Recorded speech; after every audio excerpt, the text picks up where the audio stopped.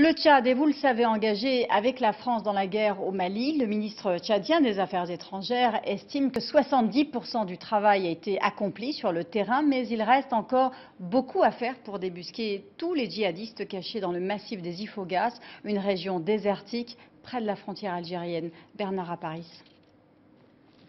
Sur le terrain malien, les forces tchadiennes ont été les premières à s'engager aux côtés des militaires français pour mettre un terme à la menace terroriste. De passage à Paris, le ministre tchadien des Affaires étrangères, qui a rencontré son homologue français, confirme qu'il reste encore du travail. L'opération conjointe armée tchadienne-armée française a fait un travail important dans les Iforas. Elle est en train de faire du ratissage. Je crois que plus de 70% du travail est fait. Mais il ne faut pas aller trop vite en besogne parce que nous avons un adversaire particulier sur un théâtre particulier et donc il faut être prudent. Dans ce massif, à l'extrême nord-est du Mali, le ratissage est systématique dans un environnement difficile et contre des adversaires prêts à tout. Le danger ici se cache dans ces rocailles d'où il faut extirper chaque djihadiste. Des combats durs qui ont déjà coûté la vie à une trentaine de militaires tchadiens. Les Tchadiens sont fiers des faits d'armes de leur armée.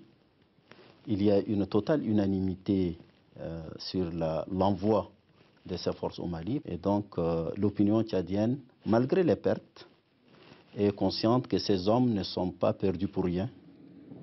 Pour les autorités tchadiennes, la menace djihadiste dans un cadre régional particulièrement instable est réelle. Un constat que le chef de l'État a rappelé à la télévision nationale.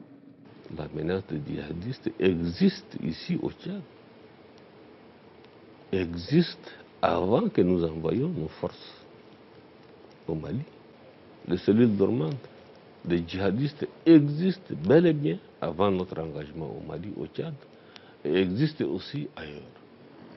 Alors que le retrait des troupes françaises devrait commencer fin avril, les Tchadiens appellent eux à un déploiement rapide et total des autres forces africaines prévues dans le cadre de la mission de stabilisation mandatée par l'ONU. D'ici là, il faut tenir le terrain.